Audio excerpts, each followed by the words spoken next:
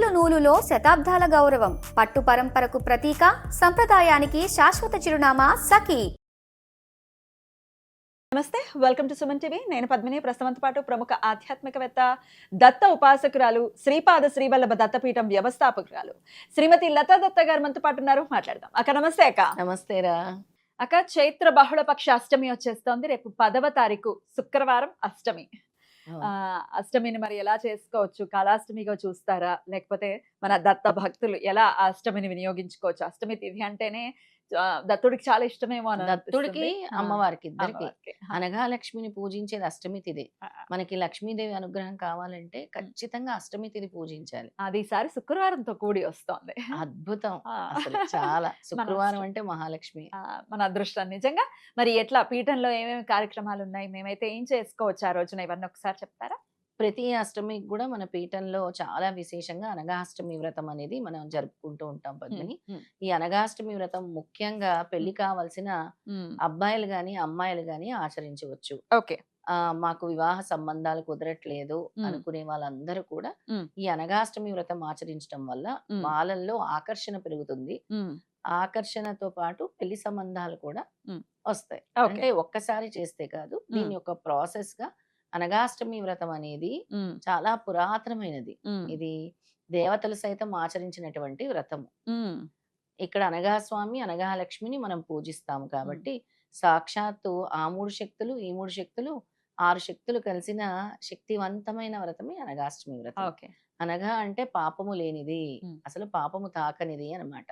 మనకుండే పాపాలను తొలగించేది, మనకుండే కర్మలను తొలగించేది, వాళ్ళ జీవితంలో ఎందుకు పెళ్లికి అడ్డంకులు వస్తున్నాయో వాటన్నిటిని తొలగించేది, అలాగే దారిద్ర బాధల్ని నివారించేది,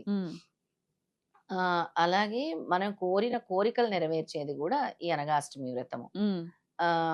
విదేశీ యానంకి వెళ్ళాలనుకునే వాళ్ళు చాలా మందికి ఉంటుంది, మేము విదేశాల్లో ఉద్యోగాలు చేయాలి, మాకు మా సంపద పెరగాలి అని అనుకునే వాళ్ళు కూడా ఈ వ్రతాన్ని ఆచరించవచ్చు అనమాట.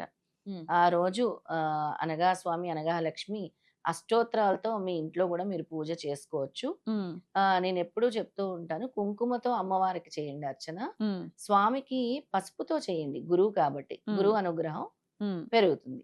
లేదా మీరు 21 పసుపు కొమ్ములు తీసుకొని చక్కగా దాన్ని దండగా చేసి స్వామికి అమ్మవారికి వేయండి. మీకు పటం ఉంటుంది కదా, అనగా స్వామి అనగా లక్ష్మి పటం చాలా మంది ఇళ్లలో పెట్టుకుంటున్నారు. ఆ పటానికి 21 పసుపు కొమ్ములు చక్కగా దండలాగా మీరు చేసి వేయండి, అష్టోత్తరం చదువుకుంటూ. చాలా మంచిది. ఇక కాలభైరవుడిని పూజించాల్సింది కూడా అదే. అవును, ఆ రోజే కదా. అవును, మా బహుళపక్ష అష్టమి రోజు కాలభైరవుని ఎందుకు పూజిస్తారు అసలు? కాలభైరవుని మనకుండే గండాలను తొలగించడం కోసం, మనకుండే దోషాల నివృత్తి చేయడానికి. చాలా మందికి తెలుసో తెలియని దోషాలు ఉంటాయి. దోషాలు ఎలాంటివంటే చాలా మొక్కులు మొక్కుకున్న దోషాలు ఉంటాయి, తెలీదు ఎందుకు మొక్కుకుంటారో తెలియదు. అది కూడా ఒక దోషం కింద, అది కూడా ఒక కర్మ కింద ఉంటుంది. అందుకే మొక్కులు కూడా మనం దేవుడి దగ్గర ఊరికే రాసుకోవాలి, గుర్తుపెట్టుకోవాలి. ఏదో మనం చెప్పేసి ఆ మొక్కుల గురించి గురు చరిత్రలో, సాయి సచ్చరిత్రలో కూడా అధ్యాయాలు ఉన్నాయి. ఎందుకంటే స్వామి ఆ మొక్కు మర్చిపోయినందుకే నీకు ఆ తీవ్రమైన అనారోగ్య సమస్య వచ్చింది, అందుకే నీ జీవితంలో అభివృద్ధి లేదు, అందుకే నీ జీవితంలో నీకు వివాహం జరగట్లేదు. ఇది స్వామి కాదు, ప్రకృతి ఇస్తుంది శిక్ష అని అనుకోవచ్చు కదా. స్వామి గుర్తు చేస్తారు ఒక రూపంలో. స్వామి ఒక గురువు దగ్గరికి వెళ్ళినప్పుడు సాయి సచరిత్రలో గాని గురు చరిత్రలో గాని, నువ్వు అప్పుడు సప్తశృంగి మాతకి మొక్కుకున్నావు అని వాసుదేవానంద సరస్వతితో స్వామి చెప్పడం జరుగుతుంది. అప్పుడు వాసుదేవానంద సరస్వతి ఎందుకు ఇలా జరిగింది అని చెప్పి వాళ్ళ అమ్మగారు మొక్కుకున్న మొక్కు అని గుర్తు చేసుకుని వెళ్ళి అమ్మవారి దగ్గర తీర్చుకొని వస్తారు. అలా మనకి రకరకాల దోషాలు, గండాలు ఉంటాయి జీవితంలో. కొంతమందికి జలగండం ఉంటుంది, కొంతమందికి అగ్నిగండం ఉంటుంది, తెలీదా గండాలు. అలాంటి గండాలు పోవాలన్నా కూడా కాలభైరవుని పూజించాలి. రక్షణ కోసము కాలభైరవుని పూజించాలి. కాలానికి అధిపతి ఎవరు? కాలభైరవుడు. ఆయనే శాసిస్తాడు కాబట్టి ఆయన్ని మనం వేడుకోవాలి. ఈ గండాల నుంచి, ఈ మృత్యుల నుంచి, ఈ ఉపద్రవాల నుంచి మమ్మల్ని కాపాడు తండ్రి, ఈ గ్రహ దోషాల నుంచి మమ్మల్ని కాపాడు తండ్రి అని ఆ రోజు బూడిది గుమ్మడికాయని చక్కగా 2 ముక్కలు చేసి దాని లోపల గుజ్జంతా తీసేసి కాలభైరవుడు గుడి దగ్గరికి వెళ్ళండి. మీరు అవకాశం ఉంటే గుడి దగ్గరికి వెళ్ళి దాన్ని 2 ముక్కలుగా చేసి దాని నిండా ఆవ నూనె కానీ నువ్వుల నూనె కానీ వేసి 2 పేపర్ ప్లేట్స్ లాంటివి తీసుకొని అందులో మీరు కొద్దిగా బియ్యం గాని, నవధాన్యాలు గాని వేసి ఈ గుమ్మడికాయ ముక్కల్ని పెట్టి ఆ దీపాన్ని అఖండ జ్యోతి ఒత్తు వేసి వెలిగించండి. హ్మ్. అలాగే కాలభైరవుడి గుడిలో నేనెప్పుడూ చెప్తూ ఉంటాను. ఎండు మిరపకాయలు, మిరియాలు ఇవ్వండి మెయిన్‌గా ఆ! నైవేద్యం చేయటానికి. హ్మ్.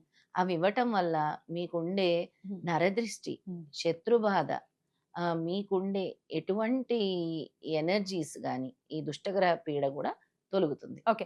అయితే దిష్టి దోషం అని అన్నారు కాబట్టి, మన సింహద్వారం యువతల ఈ గుమ్మడికాయల దీపం పెట్టుకోవచ్చా అక్క? పెట్టుకోవచ్చు. హ్మ్. తప్పకుండా. హ్మ్. అంటే నేను దీపం పెట్టుకునే కంట హ్మ్. పగలగొట్టమని చెప్తాను. పగలగొట్టేసైనా అష్టమి రోజు. పెట్టేయొచ్చా? ఆ! పగలగొట్టేసి హ్మ్. నేనెప్పుడు ఏం చెప్తానంటే, ఇలా గనక హ్మ్. మీరు ఈ దీపం అనేది బయట పెట్టొద్దు. హ్మ్. మీరు బూడిద గుమ్మడికాయ గాని, ఆరెంజ్ పగలగొట్టేసి. గుమ్మడికాయ ఆ! గాని హ్మ్. ఫస్ట్ కర్పూరం వేసి వెలిగించి clockwise, anti clock vice తిప్పేసి అష్టమి రోజు తీసేసి అష్టమి రోజే దిష్టి. ఆ! సాయంత్రం చేయాల్సిన హ్మ్. పరిహారము. ఆ! పగలగొట్టేసి అటు హ్మ్. ఇటు ద్వారం దగ్గర పెట్టి పసుపు, కుంకుమ వేసి హ్మ్. అందులో హ్మ్. కర్పూరం వేసేసి హ్మ్. మీరు మీ తల చుట్టూ clockwise, anti clock vice నల్ల మిరియాలు, నల్ల నువ్వులు, హ్మ్. తెల్ల ఆవాలు హ్మ్. ఈ 3 కలిపి హ్మ్. అవకాశం ఉంటే 2 ఎండుమిరపకాయలు గూడా హ్మ్. మీ తల చుట్టూ 7 టైమ్స్ క్లాక్ తిప్పేసుకొని వైస్, యాంటీ క్లాక్ వైస్ తిప్పేసి హ్మ్. అందులో ఆ వేసేయండి. బూడిద గుమ్మడికాయలో వేసేయాలి. వేసేయాలి. ఓహ్! ఓకే. పోతాయి. తొలగిపోతుంది. ఓకే. బయట ఇంటి హ్మ్. బయట ఇంటి బయట చేయాల్సింది. ఇది. ఆ! లోపల చేయాల్సింది కాదు. ఇంటి హ్మ్. బయట చేయవలసిన పరిహారం. తర్వాత కాళ్ళు చేతులు కడిగేసుకోవాలి. కడిగేసుకోవాలి. హ్మ్. మాకు ఇది ఇలా సాధ్యపడట్లేదు అనంటే గాజు గ్లాస్‌లో హ్మ్. 7 మిరియాలు తీసుకోండి. హ్మ్. చక్కగా తీసేసి మళ్ళీ చేతిలోకి హ్మ్. వేసేసి ఆ గ్లాస్‌తో అయినా హ్మ్. తిప్పేసేయొచ్చు. తర్వాత తీసుకెళ్ళి బయట వేసేసేయండి. హ్మ్. కాల్చేసేయండి. హ్మ్. లేదా బయట పారేసేయండి ఆ మిరియాలు కూడా. ఓహ్! అలా గూడా చేయొచ్చు. ఓహ్! ఒకవేళ గుమ్మడికాయ మా దగ్గర లేదు అన్న హ్మ్. వాళ్ళు ఇలా చేయొచ్చు. ఇలా చేయొచ్చు. గుమ్మడికాయలయితే దొరుకుతాయి. అంటే ఇండియాలో ఉన్న వాళ్ళకైతే నో ప్రాబ్లమ్. ఆ! అలా ఈజీగానే చేయటం వల్ల దొరికేస్తాయి. ఎటువంటి దోషమైనా నివారణ అవుతుంది. నిజమే. అమ్మ బాబోయ్! చాలా పవర్‌ఫుల్ డేస్. చాలా. ఇవన్నీ ఆల్రెడీ నిగూఢంగా ఉన్నటువంటివే. అవును. చక్కగా చేసుకొని ఈ దిష్టి దోషాల నుంచి బయటపడాలి. చాలా మంది చెప్తూ ఉంటారక్క. అవును. మేము ఎదుగుతున్నామని ఏడు చేస్తున్నారు, ఏడు చేస్తున్నారంటే మరి ఆ ఏడుపులు రాకుండా ఉండాలి అనంటే ప్రతి అష్టమికి ఇలా చేసుకుంటూ ప్రతి ఉంటే. అష్టమికి ఇలా చేసుకోవాలి. ఆ హ్మ్. నరదృష్టి అనేది పోతుంది. హ్మ్. అందుకే మనకి భగవంతుడు ఇస్తూ ఉంటాడు. హ్మ్. ముఖ్యంగా కాలభైరవుడిని అందుకే పూజిస్తాం. హ్మ్. దేనికి? ఈ నరదృష్టికి, హ్మ్. ఈ దోషాలకి, హ్మ్. ఇది ఏదైతే ఉందో మన బాడీలో శక్తిని మళ్ళీ యాక్టివేట్ చేస్తుందనమాట. హ్మ్. కాలభైరవుడిని పూజించటం వల్ల. హ్మ్. చాలా పవర్‌ఫుల్ చాలా కాలభైరవుడు. అద్భుతం. చాలా చాలా పవర్‌ఫుల్. అదే. ఓం కాలభైరవాయ నమః అని చదువుకోండి. కాలభైరవాష్టకం చదువుకోండి. కాలభైరవ గాయత్రి మంత్రాన్ని చదువుకోండి. ఓకే. చెప్తారా అదేమన్నా? చెప్తాను. ఒక్క చెప్పండి. నిమిషం. కాలభైరవ గాయత్రి చదువుకున్నా చాలా మంచిది పద్మిని. 11 సార్లు చదువుకోవాలి ఈ మంత్రాన్ని ఆ రోజు. ఓకే. ఓం కాలాయ విద్మహే కాలాతీతాయ ధీమహి తన్నో కాలభైరవ ప్రచోదయాత్. అద్భుతం. చాలా బాగుంది. అలా కాలాతీతుడు ఆయన. కాలాతీతుడు. అమేజింగ్. చాలా బాగుంది. ఈ ఎన్ని సార్లు? గాయత్రి మంత్రం 11 సార్లు చదువుకోవాలి. హ్మ్. ఇంకా అవకాశం ఉంటే మీరు జపం చేసుకుంటే గూడా చాలా మంచిది. హ్మ్. ఈ మంత్రాన్ని జపించటం వల్ల హ్మ్. ముఖ్యంగా కాలభైరవ అష్టమి రోజు హ్మ్. లేదా ఆదివారాల్లో హ్మ్. ఎవ్రీ సండే 108 సార్లు జపించినా కూడా మనకుండే దిష్టి దోషాలు ఆహ్, కాలము కలిసి వస్తుంది. అబ్బా! ముఖ్యంగా హ్మ్.